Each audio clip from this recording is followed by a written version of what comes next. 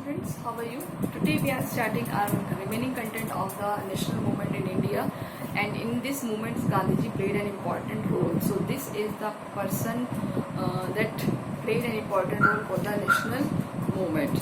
So as per our previous videos we have cleared that is these situations whenever Gandhiji faced many problems at the time of independence, so they have create many kind of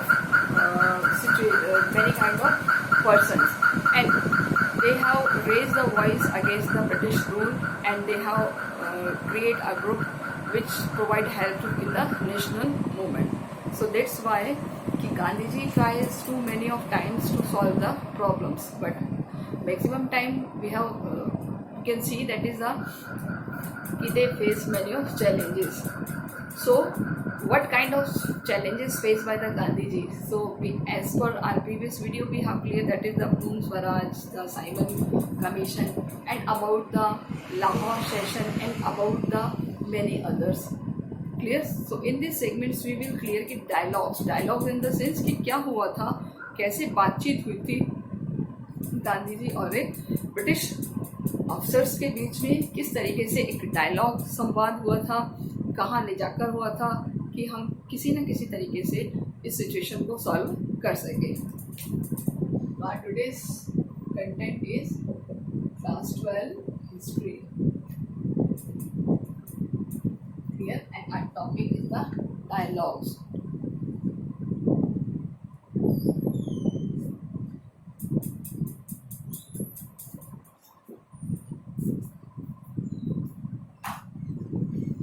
कहते हैं संवाद. देखिए, संवाद in the sense कि गांधी जी किस तरीके से अभी तक जो मूवमेंट्स करे थे उनका क्या रिजल्ट निकला. तो सबसे पहले एक इंसिडेंट हुआ था साल्ट मार्च, जो कि 1930 में शुरू किया था गांधी जी ने, मार्च 1930 में, और उसका क्या रिजल्ट निकला था. तो ये कहा जाता है कि this was the very notable, very important for the person salt march. इसके 3 रीजन्स थे. फर्स्ट, पहले हम क्वेश्चन लिखेंगे. Salt march was very important. Reasons. इसके कुछ रीजन्स है. देखिए, पहला अगर हम बात करें तो जो पहला रीजन था ये थी महात्मा गांधी से वर्ल्ड अटेंशन. इट बॉट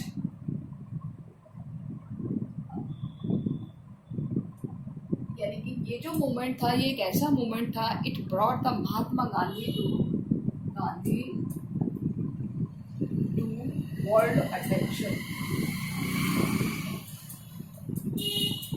यानी कि इस मूवमेंट ने पूरे विश्व का ध्यान अपनी ओर खींच लिया था, गांधी जी की ओर खींच लिया था. The march was widely covered by the European and American press. The march यानी कि ये जो आंदोलन था इसको मार्च बोला गया है. The march was covered by Europeans and American. यानी कि सबसे ज़्यादा इस मूवमेंट ने ध्यान आकर्षित किया है अमेरिकन और यूरोपियन प्रेस का. American press. क्लियर? सबसे ज़्यादा ध्यान इसकी ओर आकर्षित किया. सेकंड अगर बात करें, it was the first national activity in which women participated in large number. In this movement women participate large number. बहुत ज़्यादा संख्या में महिलाओं ने भी इस मूवमेंट में पार्टिसिपेट किया था. The socialist activist Kamala Devi Chattopadhyay. Kamala Devi Chattopadhyay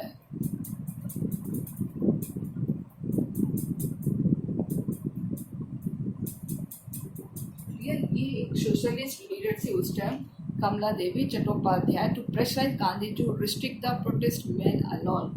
Kamala Devi Chattopadhyay wants to take part in this movement. यानी कि जो कमला देवी चट्टोपाध्याय थी वो इस मूवमेंट्स में पार्टिसिपेट करना चाह रही थी, इसलिए उन्होंने गांधी जी को समझाया कि भाई कोई भी मूवमेंट बिना महिलाओं के सक्सेस नहीं हो सकता, इसीलिए आप महिलाओं को भी अपने ग्रुप में शामिल कीजिए। और काफ़ी हद तक महिलाएं भी इस ग्रुप में शामिल हुई और एक बहुत बड़ी मात्रा में पहली बार किसी मूवमेंट में महिलाओं को शामिल किया गया, and that is the salt march. Okay, तो अब इसके बाद जो मूवमेंट्स हुए थे तो बहुत सारी विमेंस लीडर्स भी सामने आ गई थी, विमेंस रिफॉर्मर्स भी सामने आ गई थी, जिन्होंने मूवमेंट को बहुत एग्रेसिवली आगे टर्न किया है। Clear? So we can say that is कि जो कई सारी महिलाएं थी जो कमला देवी से प्रेरित थी, उन्होंने इसमें पार्टिसिपेट किया। आफ्टर दैट कि Gandhi ji not restrict the protest to men alone. The Kamala Devi was herself on numerous women who quoted arrested by breaking the salt liquors laws. और काफ़ी सारी महिलाओं को तो इनफैक्ट अरेस्ट भी कर लिया गया था। ठीक है। And third, the perhaps the most significant, it was Salt March, which goes to upon the British realization that the Raj would not be the last forever. यानी कि the Britishers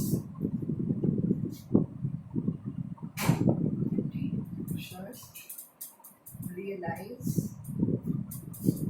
that, यानी कि इस मूवमेंट ने Britishers को यह realise करा दिया कि their raj would not, their rule would not, यानी कि जो उनका जो राज है not last forever, last forever, यानी कि हमेशा के लिए उनका राज यहाँ पर नहीं रहेगा। And they would have to devolve some power to the Indian, और उनको क्या करना होगा, कुछ पावर, सम पावर, यानी कि सम उनको क्या करना, they would have to devolve some power to the Indian, some power devolve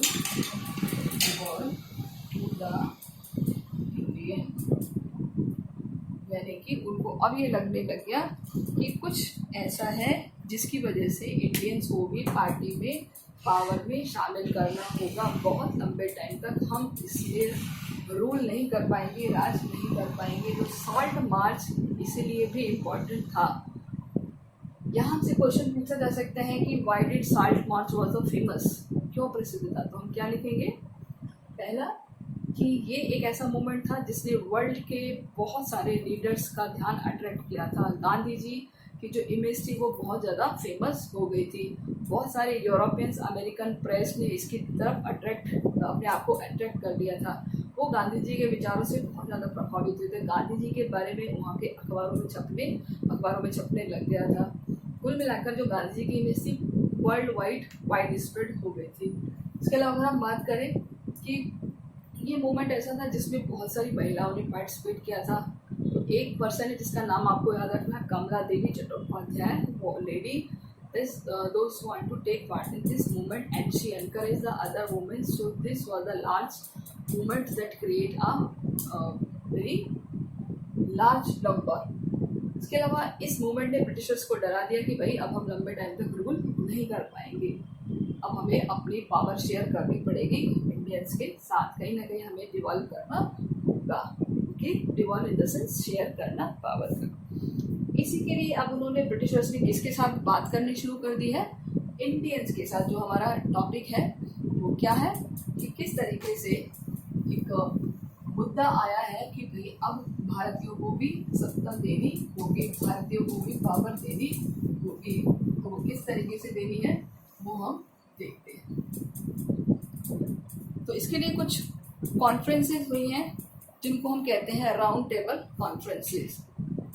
round table conferences, ये सारी कहाँ हुई है, लंदन में हुई है। ओके, जैसे आपको मैंने बताया था राउंड टेबल कॉन्फ्रेंसेस कहाँ पर हुई है, लंदन में हुई है। तो फर्स्ट मीटिंग कब हुई है इसकी, नवंबर।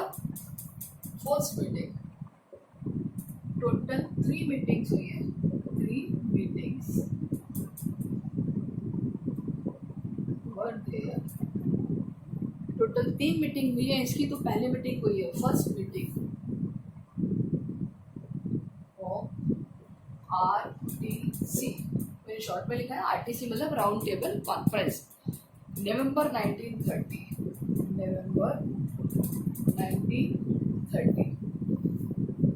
ये क्वेश्चन पूछा जाएगा आपसे ऑब्जेक्ट में, पहला राउंड टेबल कॉन्फ्रेंस कहाँ हुआ है, कब हुआ है। But without the pre eminent political leader in India, thus rendering the exercise in Fidelity, यानी कि इस मूवमेंट में, इस कॉन्फ्रेंस में क्या हुआ था कि without the pre eminent political leader of in India, कि बिना किसी लीडर के कोई जब ये मूवमेंट हुआ था तो उसमें कोई भी इसमें नेता शामिल नहीं हुआ था, कोई भी लीडर इसमें ऐड नहीं हुआ था, और इसलिए क्या हुआ futility, futile in the sense कि इसका कोई रिजल्ट नहीं निकला। ओके, क्यों नहीं शामिल हुआ था? क्योंकि ये प्री डिसाइडेड था ही नहीं, आनंद फानन हो गया था। क्योंकि आप देखिए मार्च में तो सॉल्ट मार्च हुआ था, उसके बाद नवंबर में बुला लिया, किसी को बताया है नहीं, और अगर पता लगा तो लीडर्स को अचानक से पता लगा होगा, तो इसका कोई रिजल्ट नहीं निकला। इसके बाद अगर हम बात करें तो जनवरी 1913 में गांधी जी को रिलीज किया गया, जनवरी 1931 Gandhi ji release from jail, यानी कि गांधी जी को जेल से रिलीज किया गया 1931 में। इसके बाद ही इनका गांधी इरविन पैक्ट हुआ था, गांधी इरविन पैक्ट।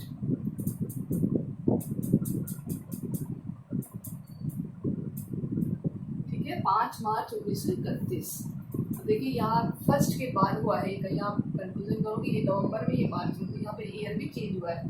तो यहाँ पर गांधी उनके बीच 11 डिमांड्स को लेकर, 11 डिमांड्स को लेकर एक पैक्ट हुआ है। पैक्ट मतलब समझौता, समझौता जिसको हम ट्रीटी भी कहते हैं, Gandhi Irwin treaty, Gandhi Irwin समझौता। 5 मार्च 1931 में 11 तरह की डिमांड्स रखी गई है। देखिए कुछ डिमांड्स दी हुई है। शर्तों के अनुसार क्या होना चाहिए कि सीडीएम को वापस लो, सिविल डिसओबीडियंस को खत्म कर दो, कॉल ऑफ करो।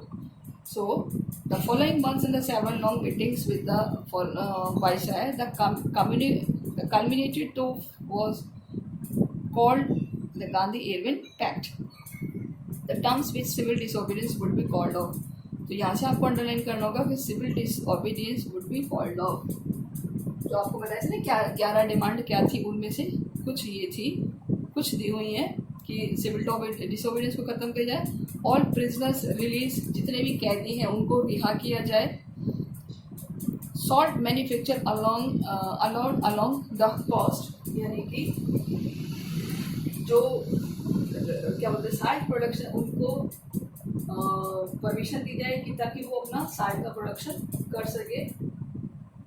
एंड जो रेडिकल्स थे वो इस तरह के एग्रीमेंट से खुश नहीं थे, रेडिकल नेशनलिस्ट इस तरह के मूवमेंट से खुश नहीं थे। For Gandhi was unable to obtain from viceroy commitment to political independence for Indians.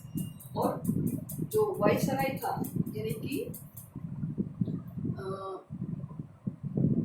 उसकी तरफ से इंडियंस को एक इंडिपेंडेंट का कमिटमेंट मिलना था, लेकिन वो गांधी जी उसको नहीं ले पाए, जिसकी वजह से रेडिकल्स उनसे नाराज हो गए थे। ठीक है, तो कौन नाराज हुआ था? Radical nationalist. For Gandhi ji was unable to obtain from viceroy commitment to political independence for India. यहाँ मैं आपको लिखे देती हूँ, radicals were not happy from Gandhi ji. क्यों हैप्पी नहीं थे? बिकॉज गांधी अनएबल टू, किसमें अनएबल है? Gandhi ji was unable to obtain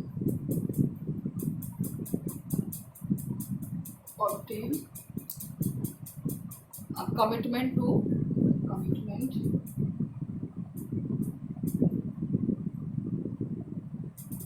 viceroy क्या था वो? Political independence for India, political independence for Indians, यानी कि उनको राजनीतिक आज़ादी नहीं मिली. It could obtain merely assurance talk towards the possible end. इस तरह इनको केवल बातचीत का ही एक कमिटमेंट मिला, उसके अलावा और कोई सॉल्यूशन नहीं मिला गांधी जी को.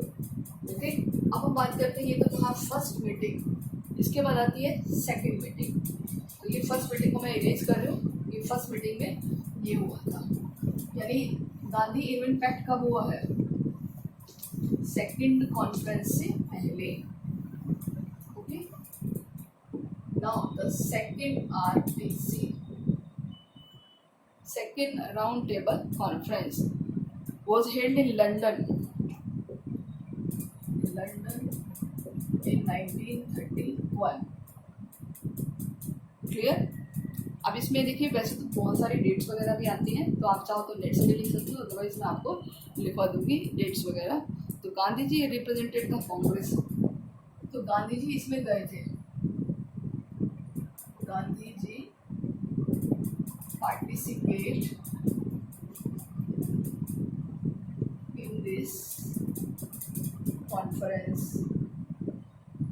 ये क्वेश्चन पूछा जाता है, बहुत इंपॉर्टेंट है, कि गांधी जी कौन से राउंड टेबल कॉन्फ्रेंस में गए थे? तो कौन से में गए थे? सेकंड में गए थे. किस लिए गए थे? Represent the Congress, represent the Congress, Congress की तरफ से इस सम्मेलन में गए थे. Clear? In this claim, the party represented all India came under the challenge from three parties. From the Muslim League, which claimed the stand for the interest for Muslim minority. अब देखिए, यहाँ पर अलग अलग कॉन्फ्लिक्ट शुरू हो गए 3 पार्टियों के बीच में, कांग्रेस, मुस्लिम लीग और अम्बेडकर की दलित पार्टी. तो तीनों की अलग अलग डिमांड्स थी. कि मुस्लिम लीग क्या चाह रही थी? Muslim League want rights for minorities, यानी कुछ अधिकार मुस्लिम माइनॉरिटीज के लोगों को दिए जाने चाहिए. ठीक है? और अगर इसके अलावा बात करें कि जो प्रिंसली स्टेट थे, यानी कि जो राजा वाले जो एरियाज थे, the prince who claimed that the Congress had no stake their territories, कि जो प्रिंस थे वो कह रहे थे कि जो कांग्रेस है वो उनके एरियाज पर कैप्चर कर लेती है. तीसरी जो सबसे तेज चैलेंज था, BR अम्बेडकर की तरफ से था. वो कह रहे थे कि गांधी जी और कांग्रेस जो लोअर कास्ट है उनको रिप्रेजेंटेशन का चांस नहीं देती थी. अम्बेडकर क्या कह रहे हैं? said that Gandhiji and Congress did not give chance to lower caste for political representation, यानी कि उनको निचली जातियों को पॉलिटिकल रिप्रेजेंटेशन का चांस नहीं देती. जबकि गांधी जी क्या कह रहे थे? यानी कांग्रेस रिप्रेजेंट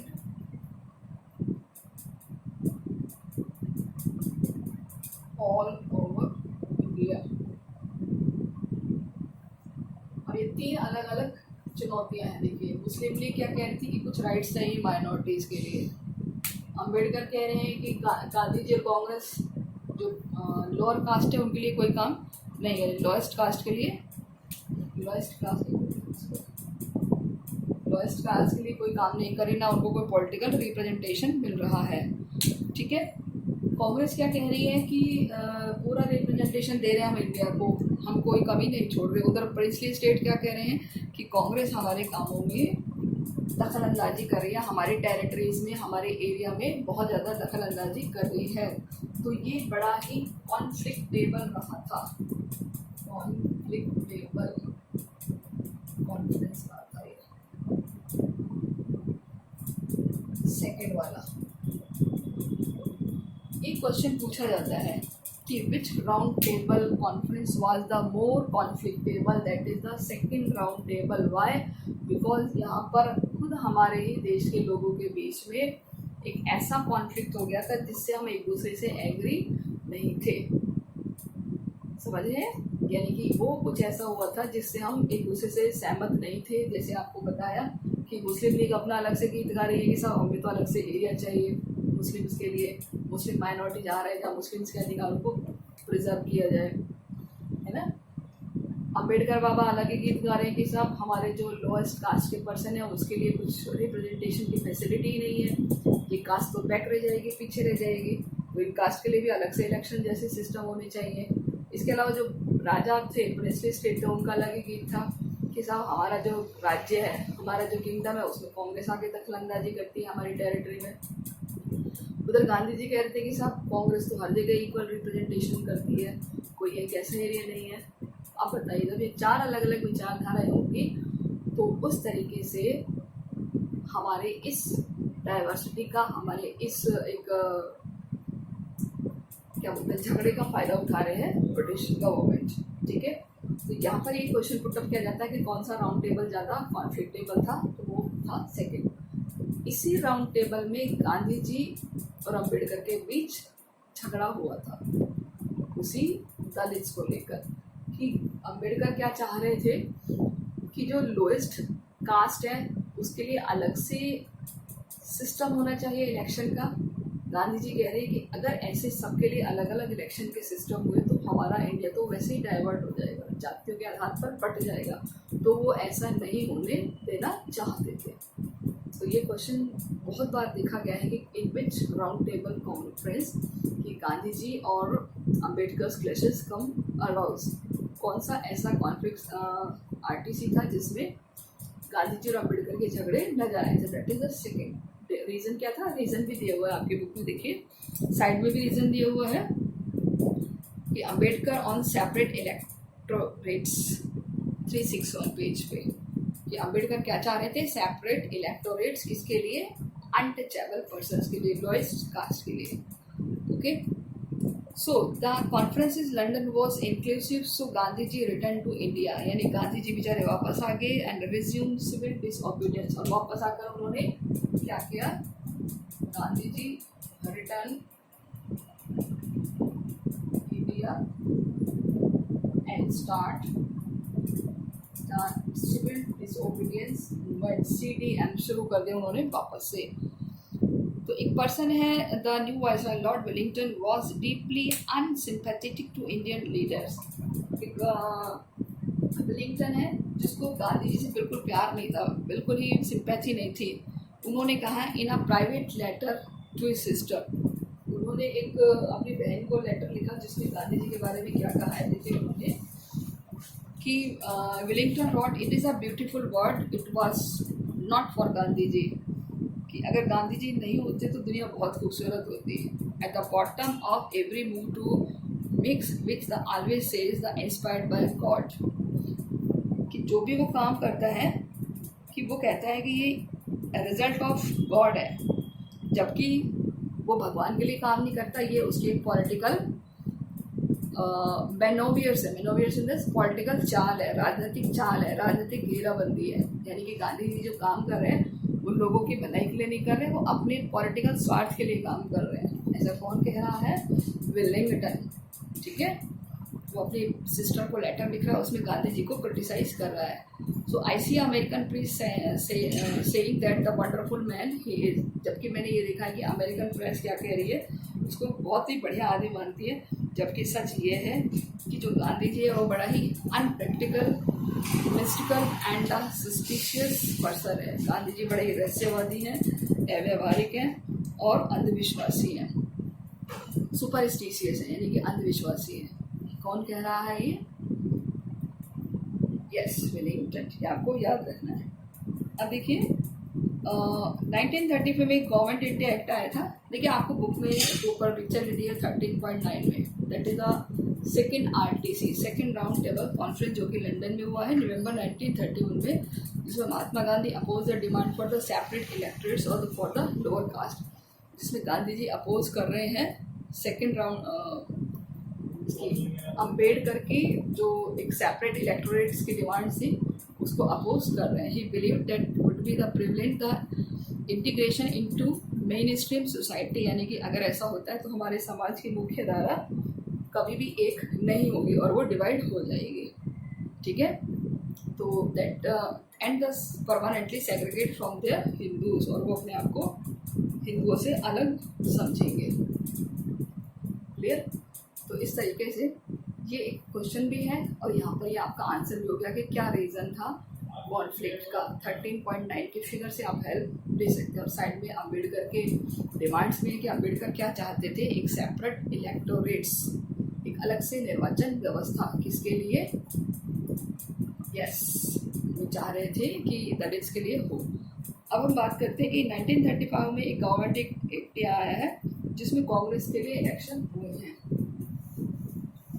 थर्ड जो राउंड टेबल कॉन्फ्रेंस हुआ है वो 1932 में हुआ है, तो उसका भी कोई रिजल्ट नहीं निकला है। थर्ड राउंड टेबल कॉन्फ्रेंस, तो आप ये तीनों लिख सकते हैं, तीसरा मैंने नहीं लिखा, बट आप लिख लीजिए थर्ड राउंड कॉन्फ्रेंस 1932 1925 में।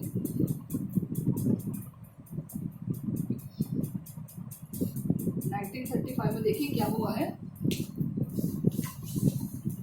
1935 गवर्नमेंट इंडिया एक्ट, और ये सारे एक्ट कहाँ से बन के आते थे? ब्रिटिश से बन के आते थे। The government of India act promises some of the representative government. So 2 years later an election held on the basis, election held on the basis, इसके बेसिस पर पहली बार इलेक्शन हुए हैं of a restricted franchises. The Congress won the comprehensive victory. इसमें Congress won, जिसमें किसकी जीत हुई है? Congress won. Now 8 out of 11, Congress 8 out of 11 provinces, यानी कि वो जो प्रोविंसेस जो ब्रिटिश सरकार के पास थे उसमें से 11 में से 8 किसके पास आई थी? कांग्रेस के पास। And the Congress prime minister working under the supervision of British government.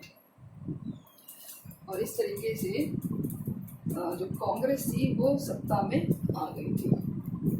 Clear? तो एक फ्रेंचाइजीज के बेसिस पर इलेक्शन कराए गए थे, on the basis of franchises. Clear? तो यहाँ हम बात कर रहे हैं कि 1939 में सेकेंड वर्ल्ड वॉर शुरू किया था। Second world war from 1939 to 1945। तो इसमें आपको पता है कि जो हिटलर था वो बड़ा ही, जर्मन का जो नाजीज का पर्सन था वो बड़ा ही एग्रेशन में आ गया था, जिसको गांधी जी और जवाहरलाल नेहरू बिल्कुल भी लाइक नहीं करते थे, उसको स्ट्रॉन्गली क्रिटिकल करते थे। So according to the promise of Congress support the war effort of the British से रिटर्न, उनको लगता था कि जो ब्रिटिशर्स है वो यहाँ से चले जाएंगे। Clear? And the Indian independence hostile ended, और इस तरीके से भारत को आज़ादी मिल जाएगी। ऐसा कौन सोच रहा है? गांधी जी और क्या बोलते हैं पंडित जवाहरलाल नेहरू। क्यों सोच रहे हैं? क्योंकि जो सेकेंड वर्ल्ड वॉर हुआ था तो ब्रिटिश गवर्नमेंट भी के जो ऑफिसर्स थे, आर्मी थी, वो सारी वहाँ पर भेज दी गई थी। प्लस सेकेंड वर्ल्ड वॉर में भारत से भी सहायता मांगी थी कि भारत से कुछ सैनिकों को भेजा जाए, लेकिन यहाँ से जाने से मना कर दिया था क्योंकि लोगों को समझ में आ गया था कि अब हमें ब्रिटिश गवर्नमेंट की हेल्प नहीं करनी। सो उनको एक ऑफ़र दिया था कि आप हमारी रक्षा करो और हम आपको एक क्या बोलते हैं हम आपको कॉन्स्टिट्यूशन बनाने का चांस देंगे। ठीक है, लेकिन उन्होंने क्या करा? इसको रिफ्यूज़ कर दिया, इसको मना कर दिया। यानी कि अक्टूबर 1939 में उन्होंने रिफ्यूज़ कर दिया। क्लियर? आफ्टर द रिफ्यूज़ कि they have create Congress organise series of individual satyagraha, यानी कि अब उन्होंने क्या शुरू कर दिए हैं 40 से 41 में, 40 से 1941 में they started Satyagraha. Okay, and meanwhile the March 1940 the Muslim League passed a resolution demanding to measure a autonomy of Muslim majority, that is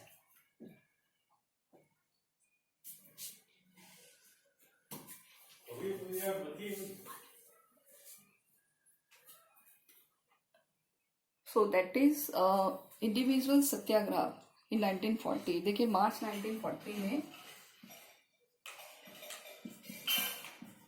जो सत्याग्रह थे वो और ज़्यादा तेज हो गए थे, और वो जो और ज़्यादा तेज हो गए थे तो नो डाउट उनकी डिमांड्स बढ़ने लग गई थी. The meanwhile the March 1940 the Muslim League passed a resolution demanding a major to the autonomy of Muslim majority. अब मुस्लिम मेजोरिटी ने डिमांड शुरू कर दी कि हमें अलग से एरिया चाहिए. Muslim majority demand for autonomy, यानी अपनी आज़ादी की उन्होंने डिमांड शुरू कर दी. The political landscape was now becoming complicated, so it was no longer Indians versus the British. It had become a 3 ways to struggle between the Congress, the Muslim League and the British. अब ये जो कॉन्फ्लिक्ट है वो 3 वे से बढ़ गया, Congress, Muslim League and the Britishers. At the time all government the labor members were too sympathetic to Indian aspirations. तो उस टाइम एक पार्टी आई थी लेबर पार्टी, इसको हम उदारवादी पार्टी भी कहते हैं, लिबरल पार्टी भी कहते हैं. वो इंडियंस के साथ बड़ी सिंपैथी में थी, but whose conservative prime minister Winston Churchill, लेकिन जो उसका एक लीडर था जिसका नाम है Winston Churchill, was die headed imperialist who insisted that had not been appointed the king's first ministers to order to preside over the liquidation of the British Empire. So in the spring 1942, Churchill was pressurized to send one his minister, Sir Stafford Cripps. इसको Stafford Cripps mission भी कहते हैं. 1942 में आया था Cripps mission. Cripps mission 1942 में India आया था. Came to India 1942. देखिए जो इसके हेड थे स्टैफर्ड क्रिप्स, वो क्या थे, पंडित जवाहरलाल नेहरू के खास मित्र थे. तो उनको एक प्रोविजन, उनको एक समझौता लेकर के इंडिया में भेजा था, लेकिन गांधी जी ने उसको लौटा दिया वापस आउटडेटेड चेक कहकर. Outdated cheque, outdated cheque. Who said it? Who said? Gandhi ji. ठीक है, गांधी जी ने उसको आउटडेटेड चेक कह करके लौटा दिया क्रिप्स मिशन को.